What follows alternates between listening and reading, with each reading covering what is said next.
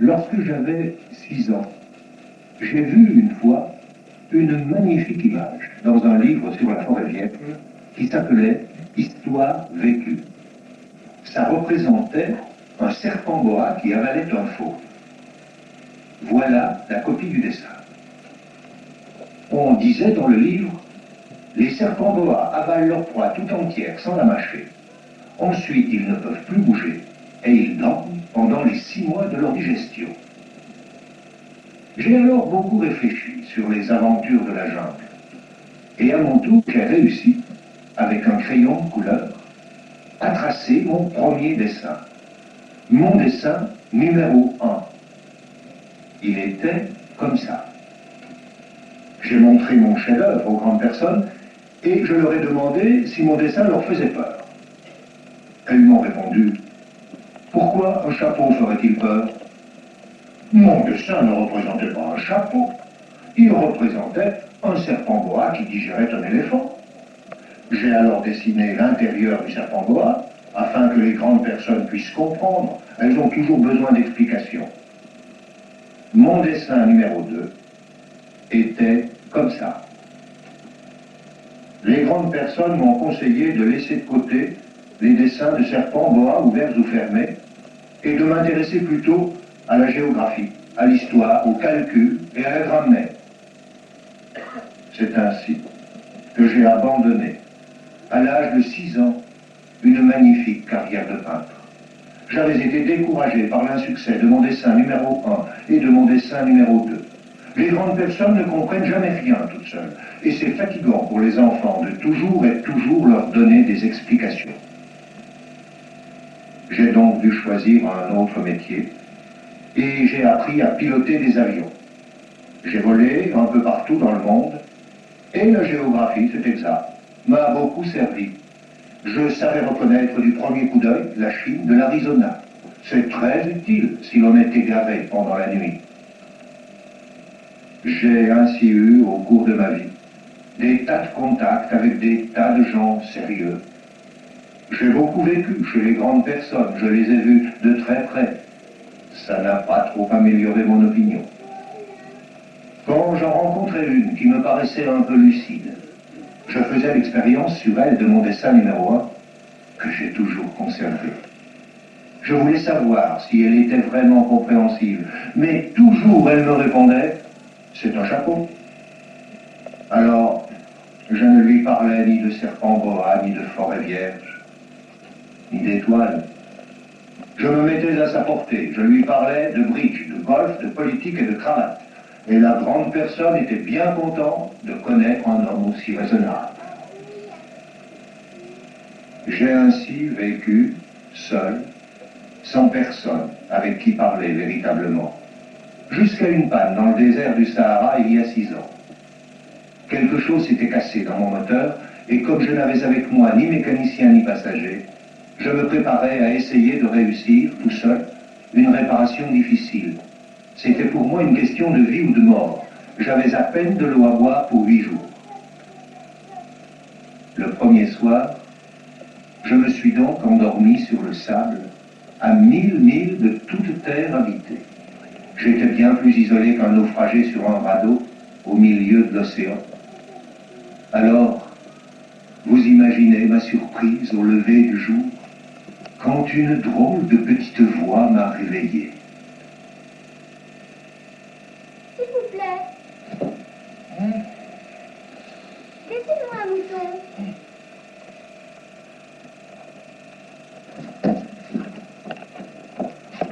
Hein? Laissez-moi un mouton.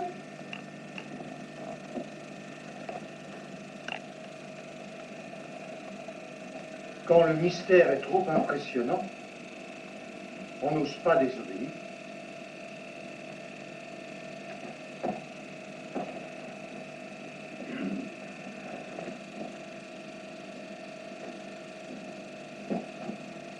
J'ai surtout appris la grammaire, l'histoire, le calcul, les mathématiques, mais je ne sais pas dessiner. Ça fait rien. Laissez-moi un mouton.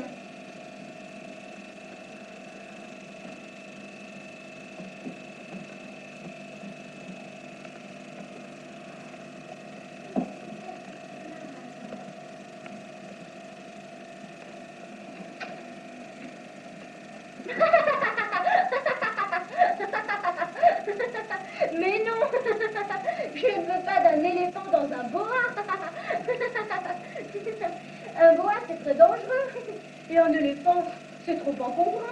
Chez moi, c'est tout petit. J'ai besoin d'un mouton. Dessine-moi un mouton.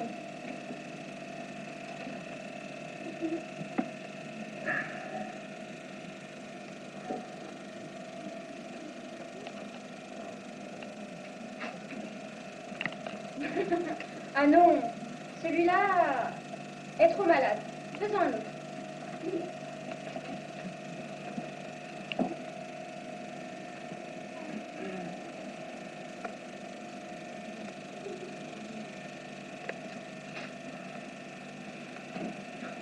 Tu vois bien, ce n'est pas un mouton, c'est un bélier. Il a des cornes.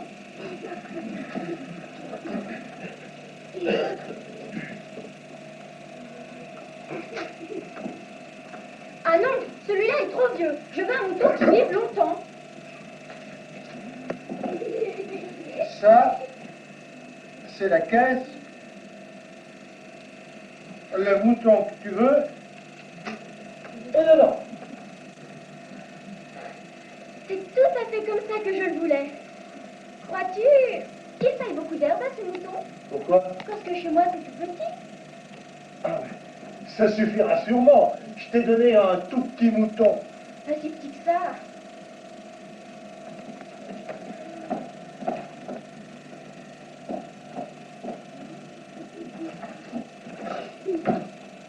Tiens, il s'est endormi.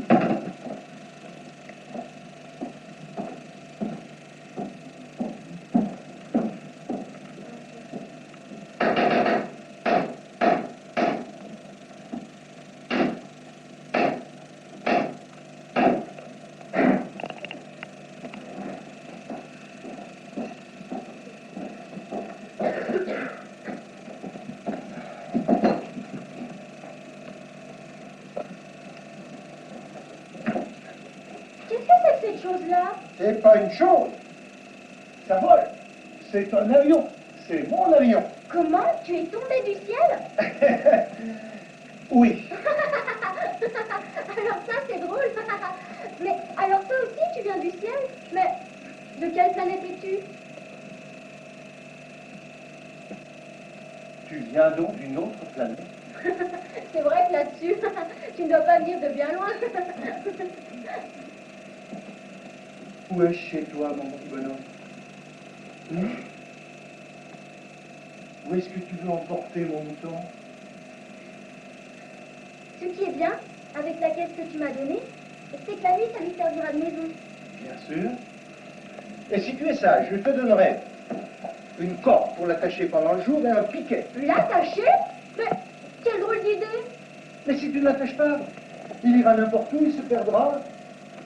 Mais où veux-tu qu'il aille? N'importe où, droit devant. Oh, ça fait rien. C'est tellement petit chez moi. Droit devant soi, on ne peut pas aller bien loin.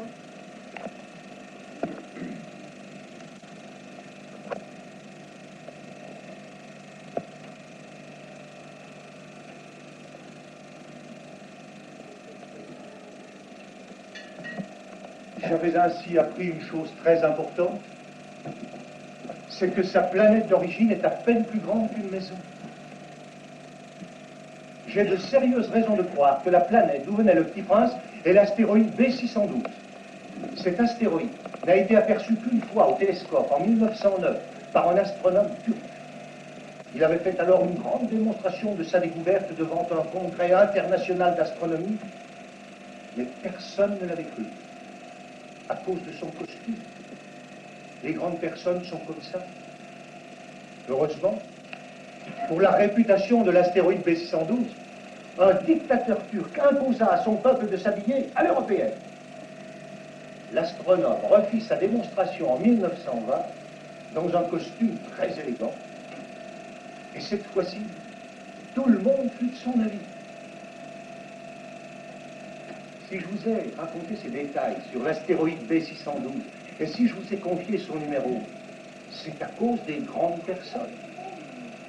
Les grandes personnes aiment les chiffres. Quand vous dites aux grande personne que vous avez rencontré un nouvel ami, elles ne vous interrogent jamais sur l'essentiel. Elles ne vous disent jamais quel est le son de sa voix, quels sont les jeux qu'il préfère. Est-ce qu'il collectionne les papillons? Non. Elle vous demande, quel âge a-t-il? Combien gagne-t-il? Combien gagne son père? Combien pèse-t-il? Alors seulement elle croit le connaître. Si vous dites aux grandes personnes, j'ai vu une belle maison en briques roses avec des géraniums aux fenêtres, des colombes sur le toit, elles ne parviennent pas à s'imaginer cette maison. Il faut leur dire, j'ai vu une maison de 3 millions. Alors elles s'écrient, comme c'est joli.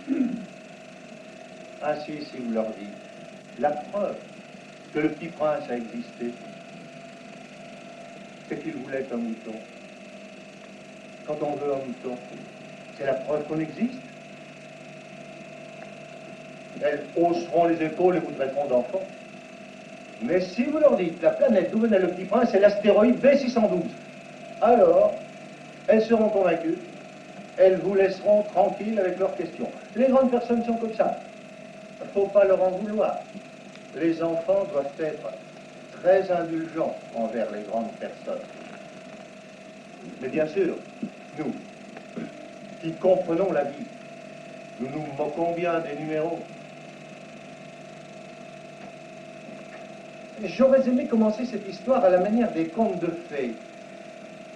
J'aurais aimé dire qu'il était une fois un petit bonhomme qui habitait une planète à peine plus grande que lui et qui avait besoin d'un ami. Pour ceux qui aiment la vie, ça aurait eu l'air beaucoup plus vrai. Car je n'aime pas qu'on écoute mon histoire à la légère. J'ai tant de peine à la raconter. Ça fait 6 ans déjà que mon ami s'en est allé avec son mouton. Et si j'essaie de le décrire, c'est afin de ne pas l'oublier. C'est triste d'oublier un ami.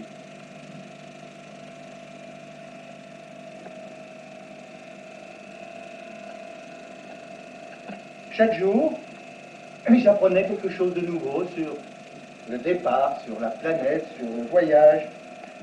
Ça venait tout doucement au hasard des réflexions. C'est ainsi que, le 3e jour, je connus le drame des baobabs. Et cette fois-ci encore, ce fut grâce au mouton.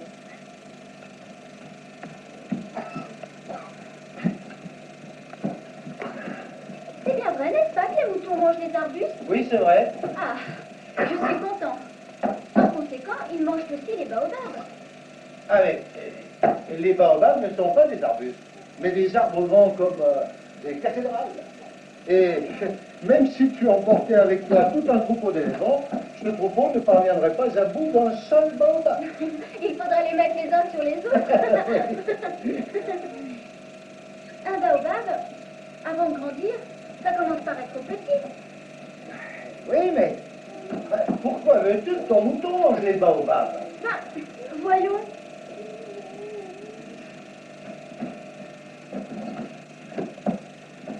Un baobab, si l'on s'y prend trop tard, on ne peut jamais plus s'en débarrasser. Il encombre toute la planète. Il la perfore de ses racines.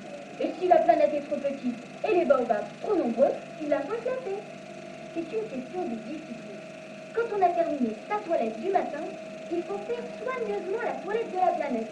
Il faut s'astreindre régulièrement à arracher les baobabs dès qu'on les distingue avec les rosiers auxquels ils ressemblent beaucoup quand ils sont très jeunes. C'est un travail très ennuyeux, mais très facile.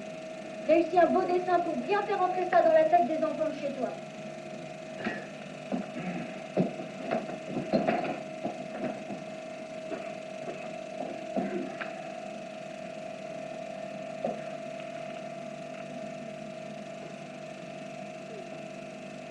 S'ils voyagent un jour, ça pourra leur servir.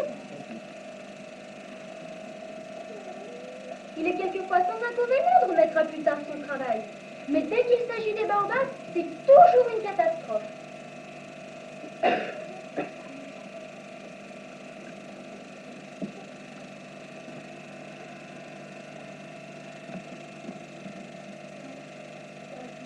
J'ai connu une planète habitée par un paresseux. Il avait négligé 3 arbustes.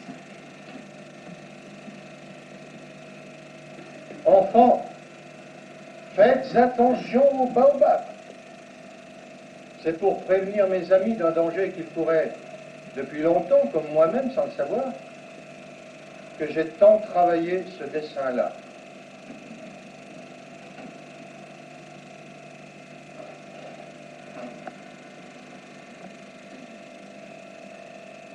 Ah, petit prince, j'ai compris peu à peu ta petite vie mélancolique. Tu n'avais eu longtemps pour distraction que la douceur des couchers de soleil. J'ai appris ce détail nouveau le 4e jour au matin. J'aime bien les couchers de soleil. Allons voir un coucher de soleil. Oui, mais il faut attendre. Attendre quoi? Attendre que le soleil se couche. Je me ferai toujours chez moi. C'est vrai. Quand il est midi aux États-Unis, tout le monde le sait, le soleil se couche sur la France. Il suffirait de pouvoir aller des États-Unis en France en 1 minute pour assister au coucher de soleil. Mais sur ta si petite planète, il te suffisait de tirer ta chaise de quelque part et tu assistais au crépuscule chaque fois que tu le désirais. Un jour, j'ai vu le soleil se coucher 43 fois. Tu sais, quand on est tellement triste, on aime les couchers de soleil. Le jour des 43 fois, tu étais donc tellement triste. Un mouton, il mange les arbustes, il mange aussi les fleurs, Un mouton mange tout ce qu'il rencontre, même les fleurs qui ont des épines. même les fleurs qui ont des épines. Alors les épines, à quoi servent-elles? Les épines, à quoi servent-elles? Les épines, ça sert à rien, c'est de la pure méchanceté de la part des fleurs. Oh, je ne te crois pas. Les fleurs sont faibles, elles sont naïves. Elles se rassurent comme elles peuvent. Elles se croient terribles avec leurs épines. Si ce boulon résiste encore, je vais le faire sauter d'un coup de marteau. Et tu crois, toi, que Mais les fleurs... non, je crois rien. Je crois rien, j'ai dit ça comme ça, sans réfléchir. Je m'occupe, moi, de choses sérieuses. De choses sérieuses? Tu parles comme les grandes personnes. Tu mélanges tout, tu confonds tout. Je connais une planète où il y a monsieur Cramoisi. Il n'a jamais respiré une fleur. Il n'a jamais regardé une étoile. Il n'a jamais aimé personne. Il n'a jamais rien fait d'autre que des additions. Et toute la journée, il répète comme toi. Je suis un homme sérieux, je suis un homme sérieux. Et ça le fait gonfler d'orgueil. Mais c'est pas un homme, c'est un champignon. Quoi? Un champignon. Il y a des millions d'années que les fleurs fabriquent des épines. Il y a des millions d'années que les moutons mangent quand même les fleurs. Et c'est pas important de chercher à comprendre pourquoi ça donne tant de mal à fabriquer des épines qui ne servent jamais à rien. C'est pas important la guerre des moutons et des fleurs. Et si je connais moi une fleur unique au monde qui n'existe nulle part, sauf dans ma planète, et qu'un petit mouton peut anéantir comme ça un matin sans prendre compte de ce qu'il fait, c'est pas important ça.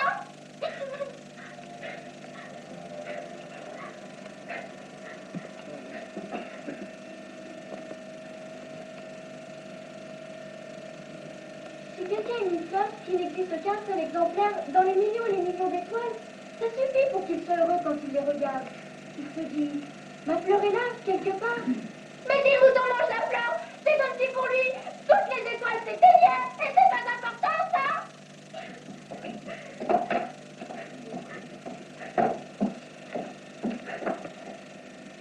La fleur que tu aimes n'est pas en danger. Je lui dessinerai une muselière pour ton mouton. Je te dessinerai une armure pour ta fleur.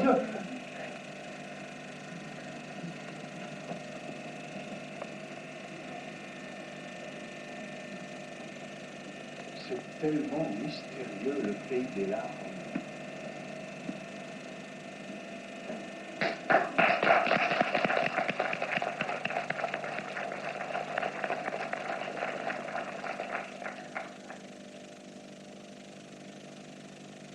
J'appris bien vite à mieux connaître cette fleur.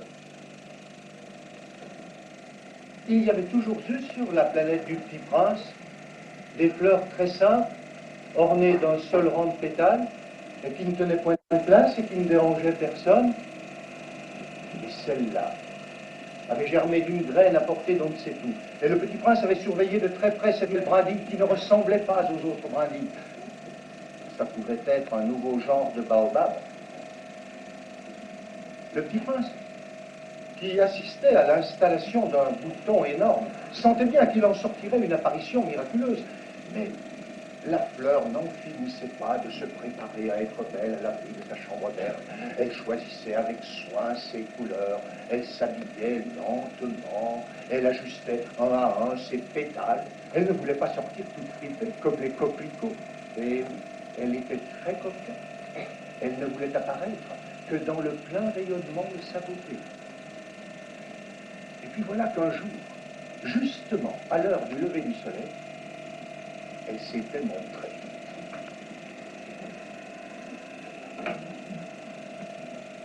Oh, je me réveille à peine. Je vous demande pardon, mais je suis encore toute décoiffée. Je vous ai belle. N'est-ce pas? Et je suis née en même temps que le soleil. C'est l'heure, je crois, du petit déjeuner. Auriez-vous la bonté de penser à moi? Et le Petit Prince, tout confus, ayant été chercher un arrosoir d'eau fraîche, avait servi la rose. Ainsi, l'avait-elle bien vite tourmentée par sa vanité un peu ombrageuse. Un jour, par exemple, parlant de ses 4 épines. Ils peuvent venir, les tigres, avec leurs griffes. Mais il n'y a pas de tigre sur ma planète. Et puis les tigres ne mangent pas l'herbe. Oh, mais je ne suis pas une herbe. Pardonnez-moi. Je ne crains rien des tigres, mais j'ai horreur des courants d'air. Vous n'auriez pas un paravent? Horreur des courants d'air. Mais c'est pas de chance pour une plante. Le soir, vous me mettrez sous globe. Il fait très froid chez vous. C'est mal installé. Ce paravent. Je le cherchais que vous parliez. Elle avait forcé sa toux pour lui inspirer quand même des remords. Ainsi le Petit Prince, malgré la bonne volonté de son amour, avait vite douté d'elle. Il avait pris au sérieux des mots sans importance et était devenu très malheureux. Il ne faut jamais écouter les fleurs, me confia-t-il un jour. Il faut les regarder, les respirer. La mienne embaumait ma planète, mais je ne savais pas m'en réjouir. Il me confia encore. Je n'ai alors rien su comprendre. Elle m'embaumait, elle m'éclairait, je n'aurais jamais dû m'enfuir. J'aurais dû la juger sur les actes et non sur les mots. J'aurais dû deviner sa tendresse derrière ses pauvres ruses. Les fleurs sont si contradictoires. Mais j'étais trop jeune encore pour savoir l'aimer. Je crois qu'il profita pour son évasion d'une migration d'oiseaux sauvages. Au matin du départ, il mit sa planète bien en ordre. Il ramena soigneusement ses volcans en activité. Il possédait 2 volcans en activité et c'était bien commode pour faire chauffer le petit déjeuner du matin. Il ramena aussi le volcan éteint, car comme il disait, on ne sait jamais. Les volcans, s'ils sont bien ramenés, brûlent régulièrement et doucement, sans éruption. Évidemment, sur notre Terre, nous sommes bien trop petits pour ramener nos volcans. C'est pourquoi ils nous causent des tas d'ennuis. Il arracha aussi, avec un brin de mélancolie, les dernières pousses de baobab. Il croyait ne devoir jamais revenir. Et quand il se prépara à mettre la fleur à l'abri sous son globe de verre, il se prit l'envie de pleurer.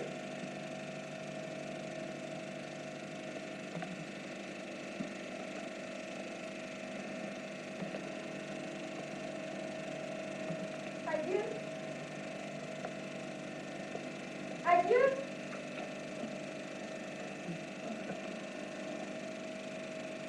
J'ai été sotte, je te demande pardon. Tâche d'être heureux. Mais oui, je t'aime. Mais tu n'en as rien su par ma faute.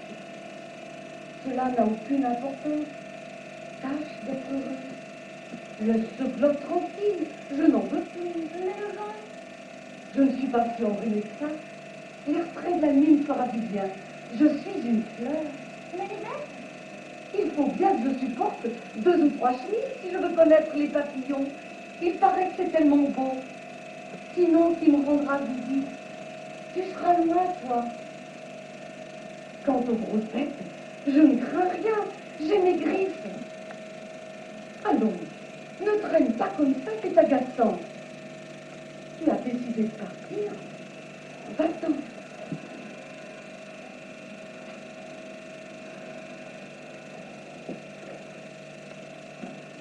Il se trouvait dans la région des astéroïdes 325, 326, 327, 328, 329 et 330.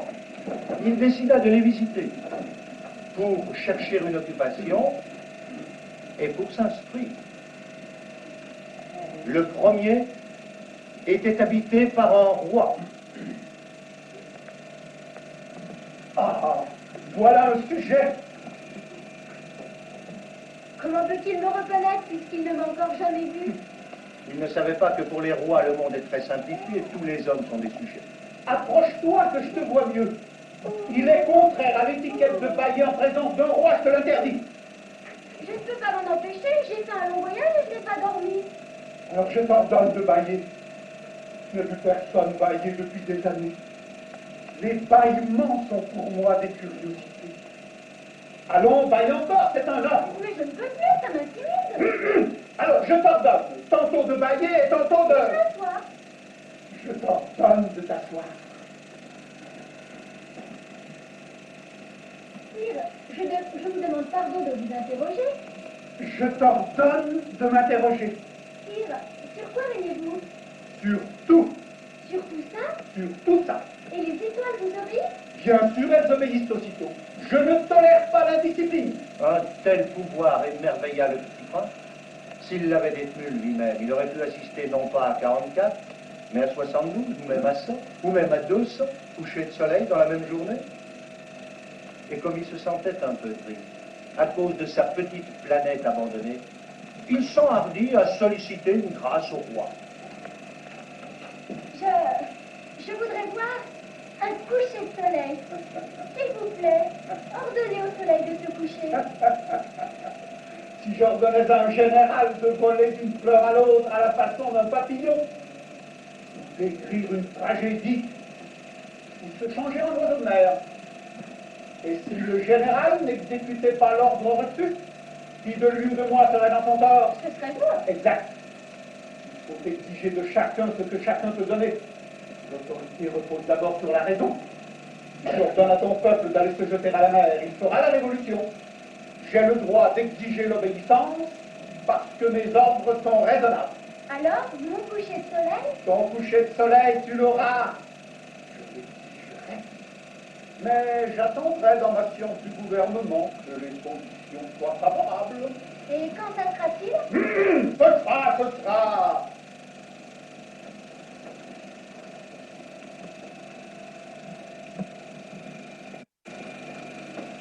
Ce sera ce soir vers 7h40.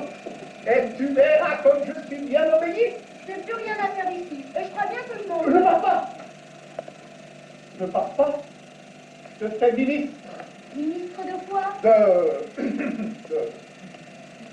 de la justice. Mais il n'y a personne à juger. On ne sait pas. Je n'ai pas fait encore le tour de mon royaume. Je suis très vieux. Je n'ai pas de place pour un carrosse et ça me fatigue de marcher. Oh, mais j'ai déjà vu. Il n'y a personne là-bas non plus. Tu te jugeras donc toi-même. C'est difficile. C'est bien plus difficile de te juger soi-même que de juger autrui. Tu réussis à bien te juger.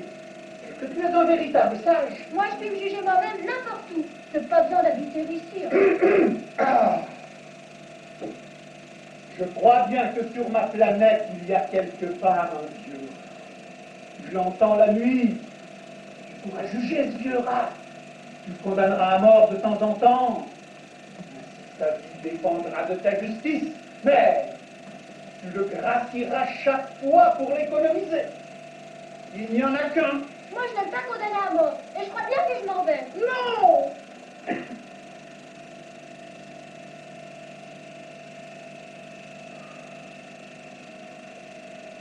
Si votre majesté désirait être obéie ponctuellement, elle pourrait me donner un ordre raisonnable. Elle pourrait m'ordonner, par exemple, de partir avant 1 minute.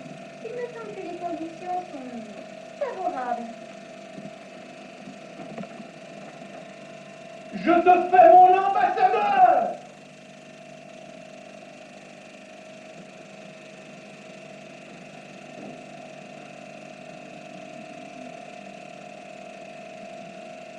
Les grandes personnes sont bien étranges.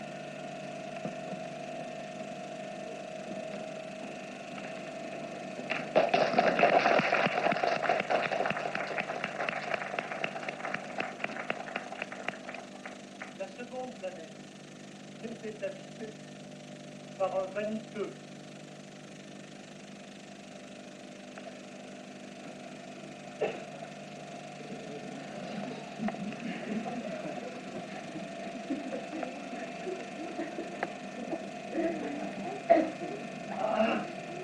Voilà la visite d'un admirateur.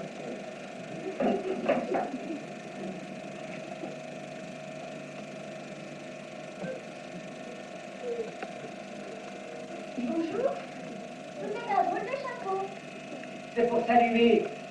C'est pour saluer quand on m'acclame. Malheureusement, il ne passe jamais personne par ici. Ah oui? Frappez-moi l'une contre l'autre.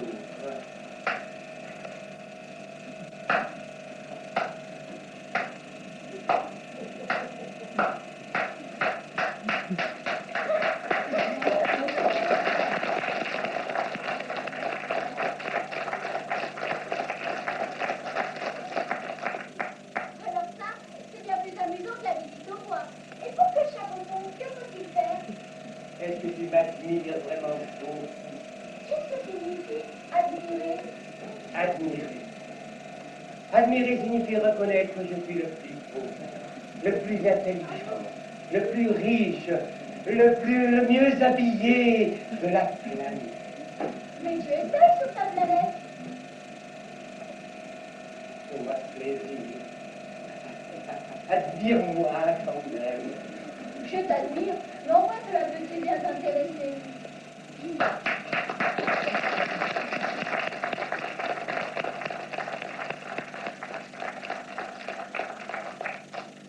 Les grandes personnes sont décidément bien étranges.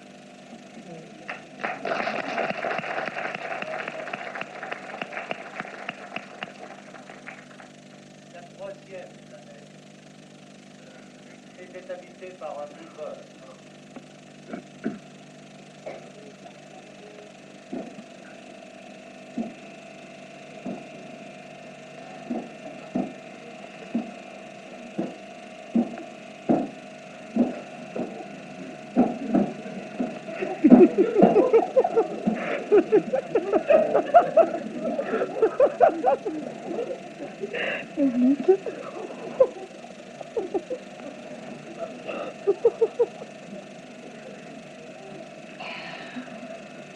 Qu'est-ce que tu fais là? Quoi? Pourquoi vois-tu? Oh, oubliez! Vous oubliez quoi? Faut oublier que j'ai honte! Mais honte de quoi?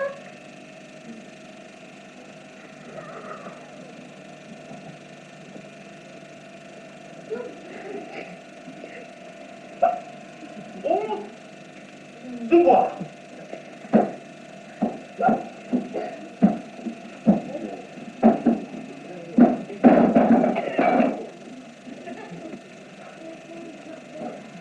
Les grandes personnes sont bien extraordinaires.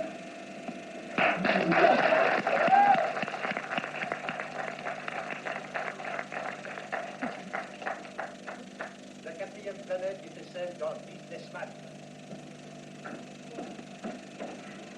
Bonjour, votre cigarette est éteinte. 3 et 2 font 5, 5 et 7, 12, 12 et 3, 15, bonjour, 15 et 7, 22, 22 et 6, 28, pas le temps de la rallumer, 26 et 5, 31. Ouf, ça fait donc 501 622 731.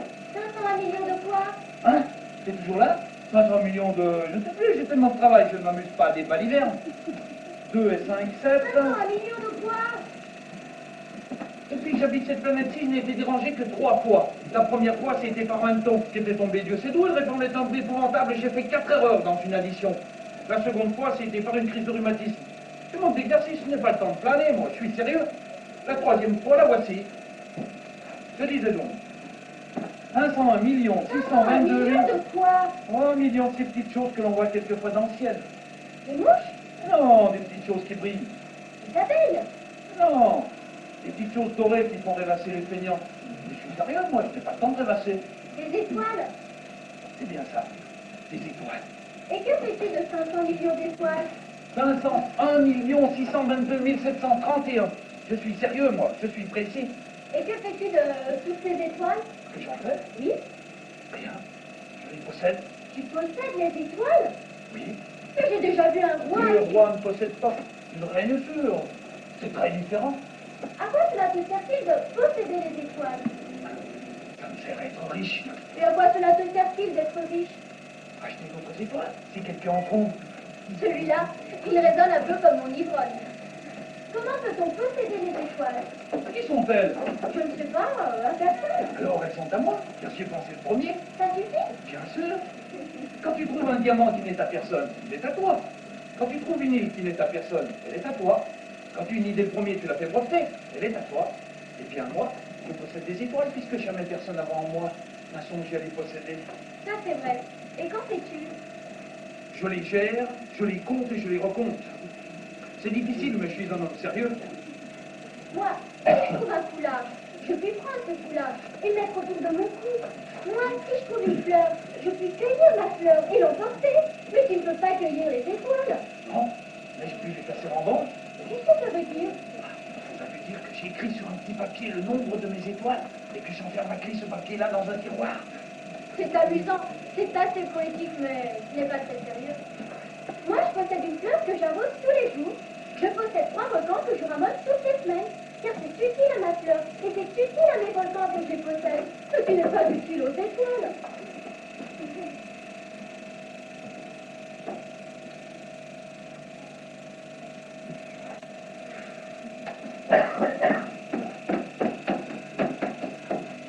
Les grandes personnes sont décidément tout à fait extraordinaires.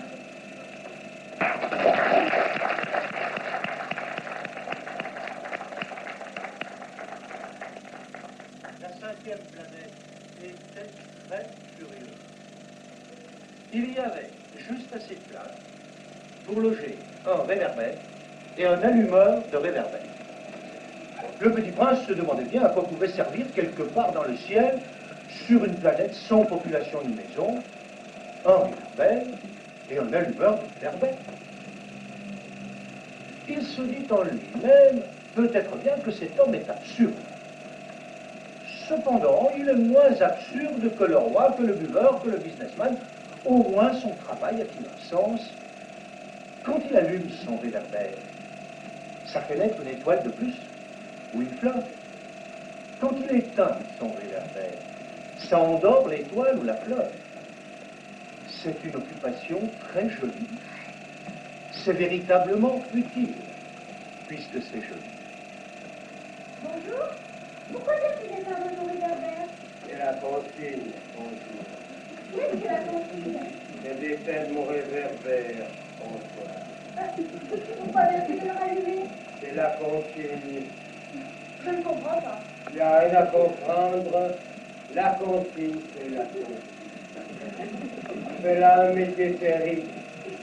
C'était raisonnable autrefois. J'éteignais le matin, j'allumais le soir. J'avais le reste de la journée pour me reposer et le reste de la nuit pour dormir. Et depuis cette époque, la consigne a changé? La consigne n'a pas changé. C'est bien là le drame. La planète d'année en année a tourné de plus en plus vite et la consigne n'a pas changé. Alors? Non, mais quand elle fait un tour par minute, j'allume et j'éteins une fois par minute. Alors ça, c'est drôle. Les jours, je sais pas, durent 1 minute. Eh, c'est pas drôle du tout. Ça fait déjà un mois que nous parlons ensemble. Moi? Eh oui, 30 minutes, 30 jours, bonsoir. Mais, je connais un moyen de te composer quand tu voudras. Ah ben, je veux toujours, car on peut être à la voix fidèle et paresseuse. Ta planète est tellement petite que tu en fais tout en 3 journées. Tu n'as qu'à marcher assez lentement pour rester toujours au soleil. Quand tu voudras te reposer, tu marcheras. Le jour tu vas aussi long quand tu voudras. Ça ne ne restera pas à grand-chose. Moi, ce que j'aime dans la vie, c'est dormir. Je n'ai pas de chance. Je n'ai pas de chance. Bonjour.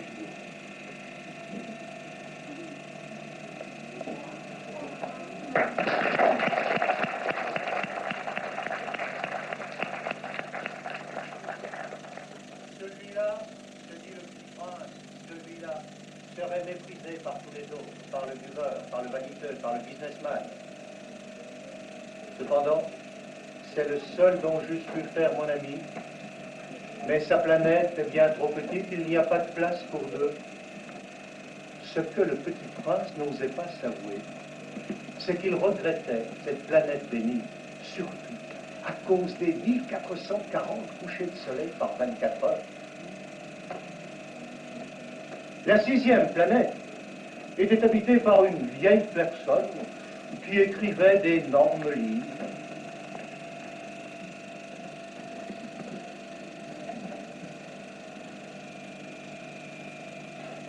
Tiens, voilà un explorateur.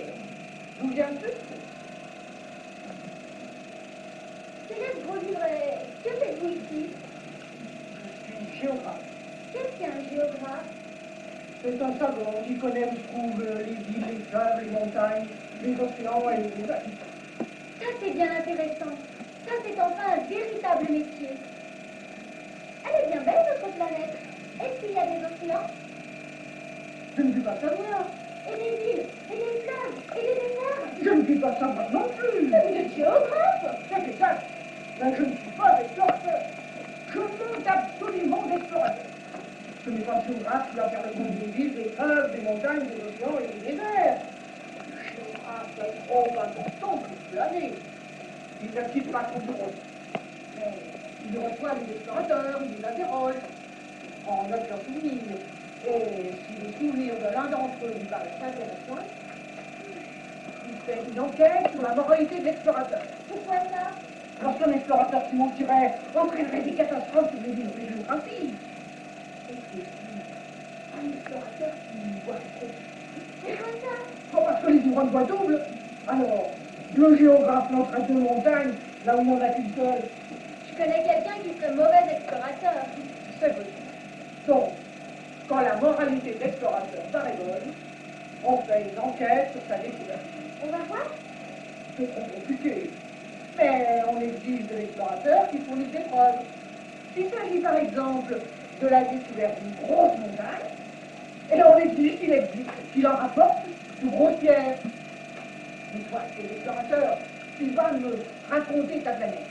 Alors, Oh, chez moi, ce n'est pas très intéressant. C'est tout petit.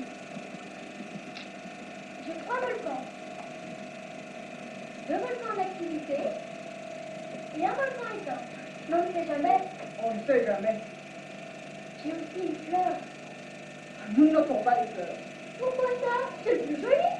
parce que les fleurs sont éphémères. Qu'est-ce que signifie éphémère? Les géographies sont les livres les plus précieux de tous les livres. Elles ne se dévoilent jamais. Il est très rare que l'océan se vide de son eau. Il est très rare qu'une montagne change de place. Nous écrivons les choses déjà. Mais les volcans éteints peuvent se réveiller. Mais qu'est-ce que signifie éphémère? Comme le temps éteint une fois dirigé, pour nous c'est la même chose. Ce qui compte pour nous, c'est la montagne. Elle ne change pas. Mais qu'est-ce que signifie éphémère?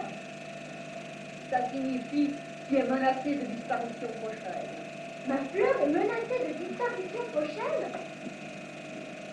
Ma fleur est éphémère. Et elle n'a que 4 épines pour se défendre contre le monde.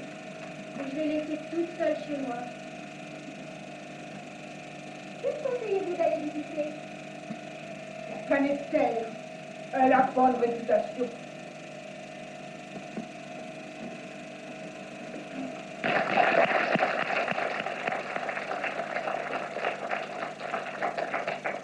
La 7e planète fut donc la Terre. La Terre n'est pas une planète quelconque.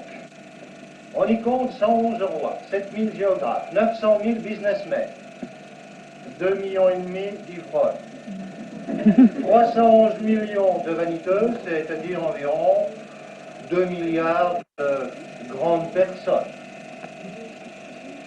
Pour vous donner une idée des dimensions de la Terre, je vous dirais qu'avant l'invention de l'électricité, on devait y entretenir sur l'ensemble des 6 continents une véritable armée de 461 511 allumeurs de réverbères. Vu d'un peu loin, ça faisait un effet splendide. Les mouvements de cette armée étaient réglés comme ceux d'un ballet d'opéra. D'abord, venait le tour des allumeurs de réverbères de Nouvelle-Zélande et d'Australie. Puis, ceux-ci ayant allumé leur lampion, s'en allaient dormir. Alors, entraient à leur tour dans la danse les allumeurs de réverbères de Chine et de Sibérie. Puis, eux aussi s'en allaient dormir. Alors entraient à leur tour dans la danse les allumeurs de réverbères de Russie et des Indes, puis de ceux d'Afrique, puis de ceux d'Europe, puis de ceux d'Amérique du Sud, puis de ceux d'Amérique du Nord. Et jamais, ils ne se trompaient dans leur ordre d'entrée en scène. C'était grandiose. Seul, l'allumeur de l'unique réverbère du pôle Nord et son confrère de l'unique réverbère du pôle Sud menaient des vies d'oisiveté et de nonchalance. Ils ne travaillaient que 2 fois par an. Aussi le petit prince fut-il bien surpris en arrivant sur Terre de ne trouver personne. Il avait déjà peur de cette trompée de planète.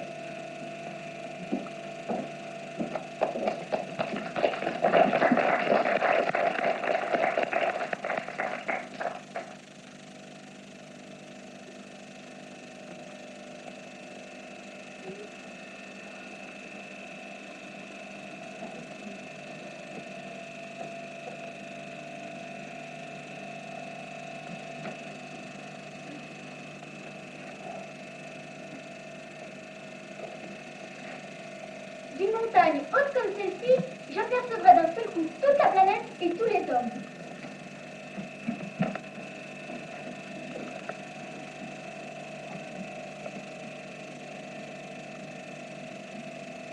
Bonjour, bonjour, bonjour, bonjour. Qui êtes-vous? Qui êtes-vous? Soyez mes amis, soyez mes amis. Je suis seule.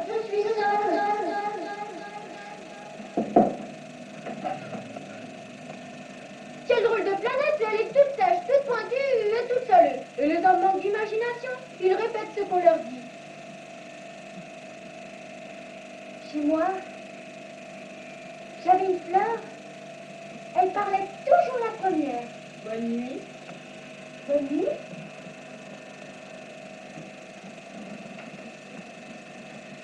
Sur quelle planète suis-je tombée?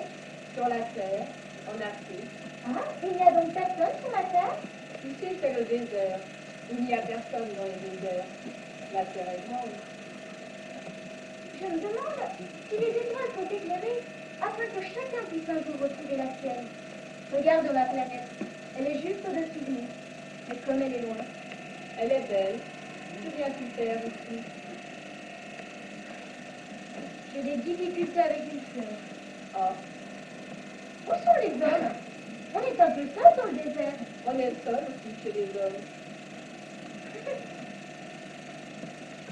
Tu es une drôle de bête.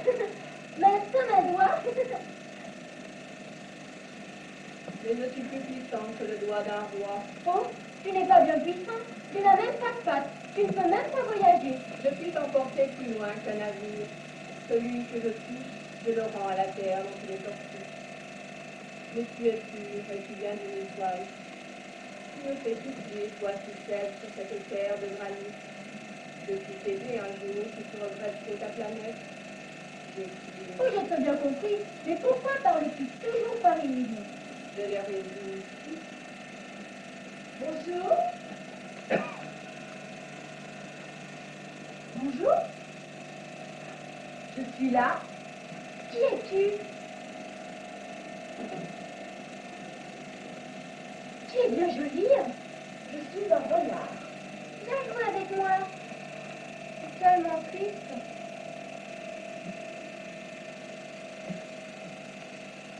Je ne peux pas jouer avec toi.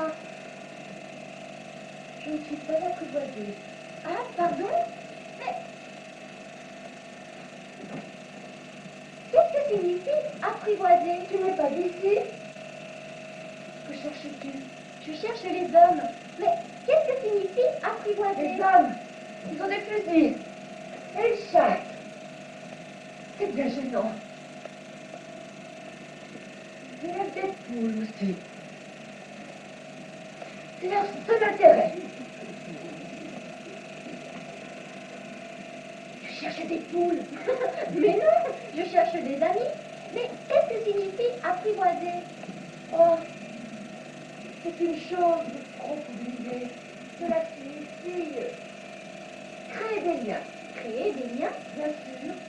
Tu n'es pour moi qu'un petit garçon, semblable à 100 000 petits garçons. Et je n'ai pas besoin de toi. Et tu n'as pas besoin de moi non plus. Je ne suis pour toi qu'un renard, tout pareil à 100 000 autres renards.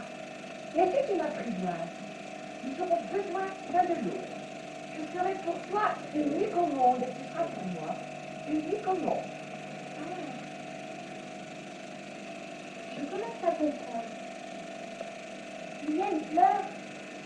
Je crois qu'elle m'a apprivoisée. Oh, c'est possible, on voit sur Terre toutes sortes de choses. Oh, ce n'est pas sur la Terre? Sur une autre planète, Oui. il y a des chasseurs sur cette planète-là. Non? Ça, c'est intéressant. Et des poules. Mais non? Rien n'est parfait. Ma vie est monotone. Je chasse les poules. Les hommes me chassent. Toutes les poules se ressemblent. Et tous les hommes se ressemblent. Je m'ennuie. Mais si tu m'apprivoises, ma vie sera comme ensoleillée. Je connaîtrai un bruit de pas qui sera différent des autres. Les autres pas me font rentrer sous terre. Le tien m'appellera hors du terrier comme une musique. Et puis, regarde. Tu vois, là-bas, les champs de blé. Je ne mange pas de pain. Le blé pour moi est inutile. Les champs de blé ne me rappellent rien. Et ça, et tu as les cheveux couleur d'or. Alors ce sera merveilleux quand tu m'auras apprivoisé le blé qui est doré. Je serai souvenir de toi. Et j'aimerais, si tu comprends, s'il te plaît, apprivoise-moi. Je veux bien, mais je n'ai pas beaucoup de temps.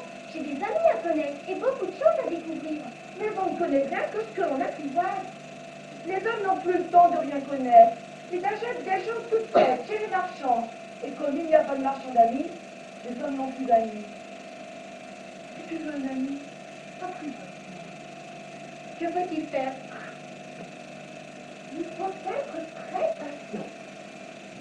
Tu t'assoiras d'abord un peu loin de moi, comme ça, dans l'air. Je te regarderai du coin de l'œil. Mais tu ne diras rien. Le langage est source de malentendu. Mais chaque jour, on pourra t'asseoir un peu plus près.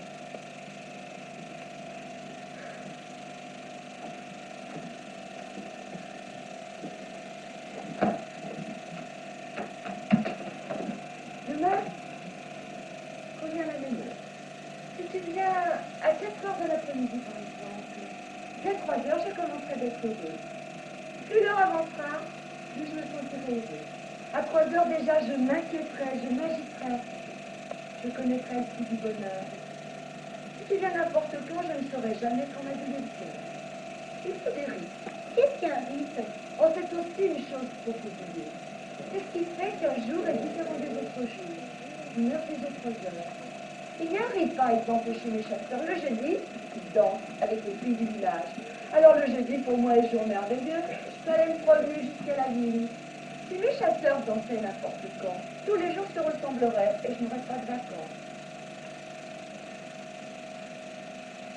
Ah. Je pleurerai. C'est ta faute? C'est toi qui as voulu que je t'apprivoise. Bien sûr, Mais tu vas pleurer? bien sûr. Alors tu n'y gagnes rien. J'y gagne. À cause de la couleur. Va revoir les roses. tu comprendras que la tienne est unique au monde. Je vais te faire cadeau d'un secret. Oh, il est très simple. On ne voit bien qu'avec le cœur. L'essentiel est invisible pour les yeux.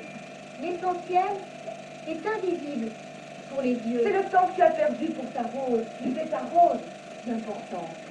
C'est le temps que j'ai perdu pour ma rose. Les hommes ont oublié cette vérité, mais tu ne dois pas l'oublier. Tu deviens responsable pour toujours de ce que tu as emprisonné. Tu es responsable de ta rose. Je suis responsable de ma rose. Pilule contre la soif, une par semaine, 53 minutes gagnées. Pilule contre la soif, une par semaine, 53 minutes gagnées. Pilule contre la soif, une par semaine, 53 minutes de gagnées. Bonjour, Bonjour. qu'est-ce que c'est? Des pilules perfectionnées contre la soif. On en prend une par semaine, on n'a plus besoin de boire. Pourquoi vends-tu ça? Grosse économie de temps, des experts ont fait des calculs. On est pas 53 minutes par semaine. Et que fait-on de ces 53 minutes? On en fait ce que l'on veut. Pilule contre la soif, une par semaine, 53 minutes gagnées. Pilule contre la soif, une par semaine, 53 minutes gagnées.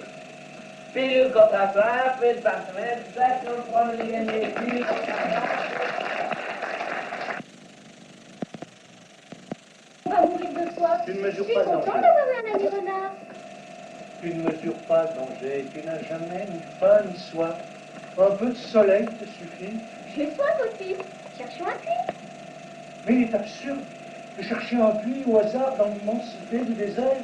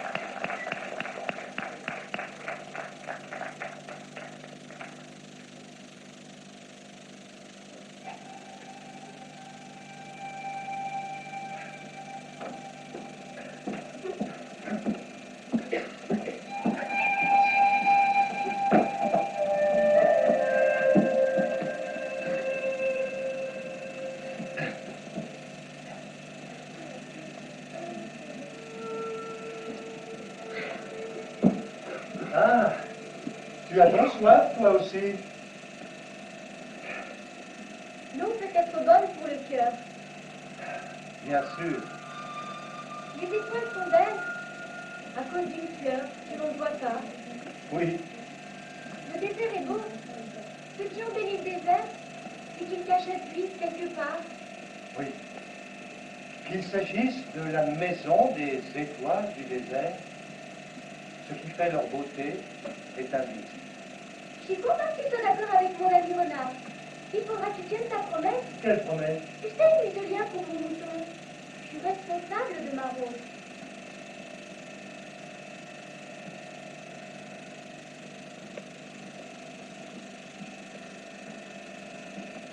Tu sais, ma chute sur la terre, c'en sera demain l'anniversaire. J'étais tombée tout près d'ici. J'ai peur. Tu dois maintenant travailler. Tu dois partir vers ta machine. Attends-moi ici. Je reviendrai.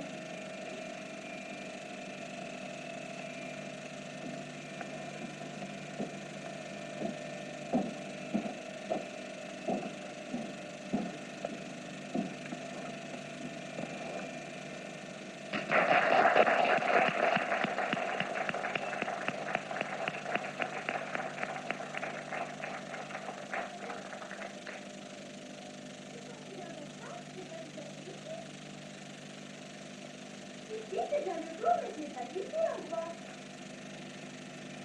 Bien sûr, tu verras comment se ma trace dans le sable. Tu n'as qu'à m'y attendre. J'y serai cette nuit. Tu as du bon venin. Tu es sûr de ne pas me faire souffrir longtemps. Bon, maintenant, attends. Faut redescendre.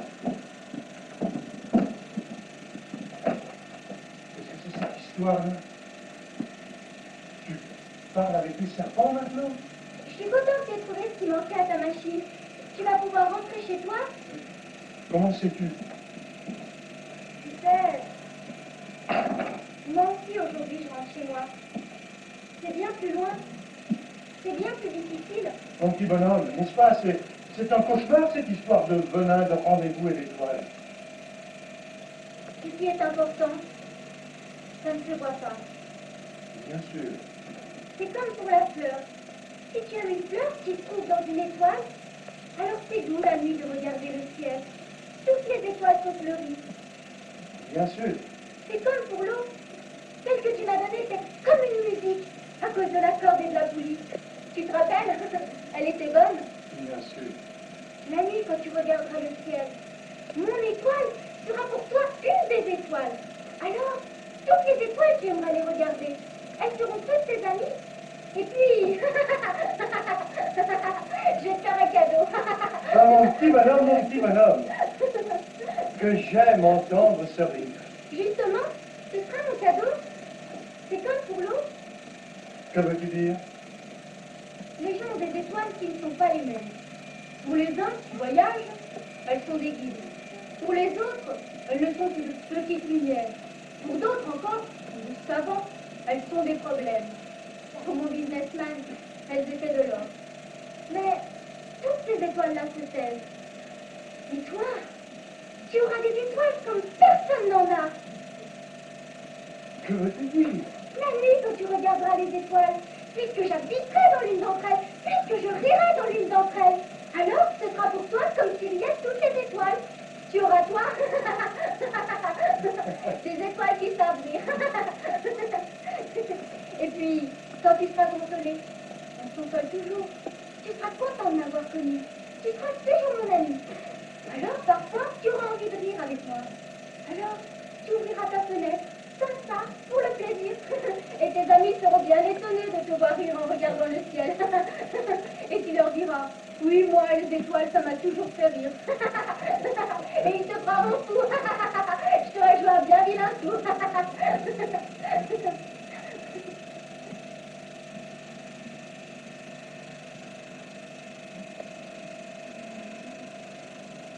Cette nuit, tu sais, ne viens pas. Je ne te quitterai pas. Ne viens pas voir ça, ce n'est pas la peine. J'aurais l'air d'avoir mal, j'aurais un peu l'air de mourir. C'est comme ça. Je ne te quitterai pas. Je te dis ça aussi, c'est à cause du serpent. Il ne faut pas qu'il te morde. Le serpent, c'est méchant. Ça peut mordre pour le plaisir. Je ne te quitterai pas. C'est vrai qu'ils n'ont plus de venin pour la seconde morsure. Mais tu comprends, je ne peux pas emporter ce corps-là. C'est trop loin, c'est trop lourd. Mais ce sera comme une vieille écorce abandonnée. Ce n'est pas triste les vieilles écorces.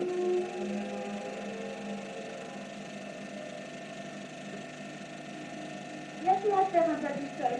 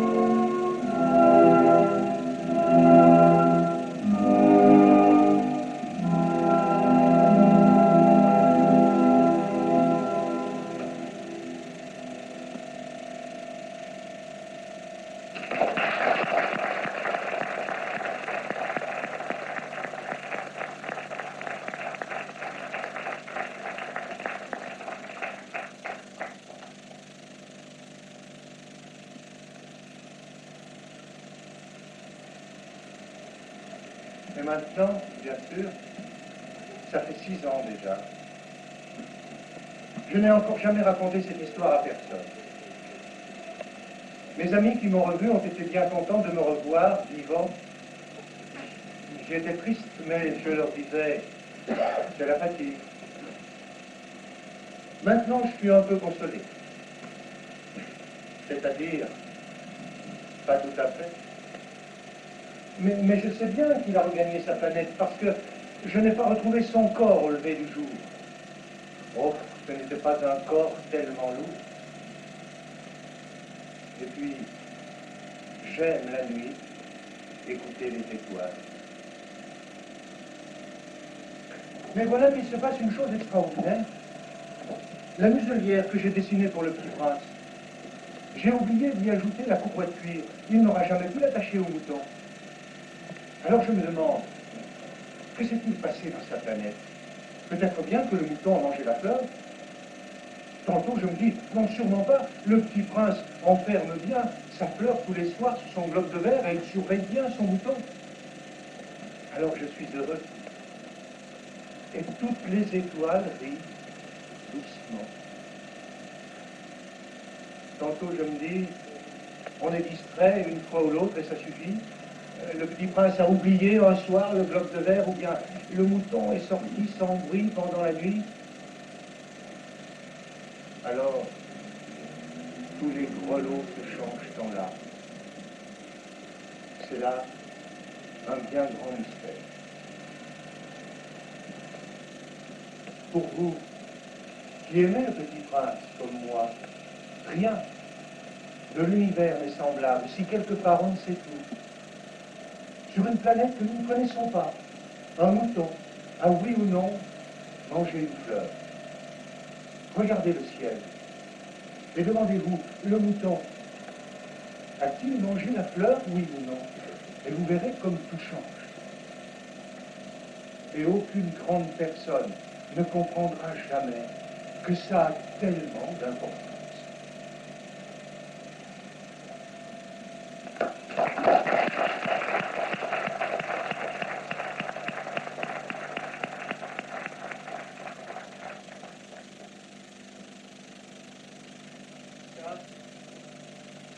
C'est pour moi le plus beau et le plus triste paysage du monde. C'est ici que le petit prince a apparu sur Terre, puis disparu. Regardez bien ce paysage afin d'être sûr de le reconnaître. Si un jour vous voyagez en Afrique dans le désert, et s'il vous arrive de passer par là, je vous en prie, ne vous pressez pas. Attendez un peu, juste sous l'étoile. Et si un enfant vient à vous, s'il rit, s'il a des cheveux d'or, s'il ne répond pas quand on l'interroge, vous devinerez bien qui il est. Alors soyez gentil. Ne me laissez pas tellement triste. Écrivez-moi vite qu'il est revenu.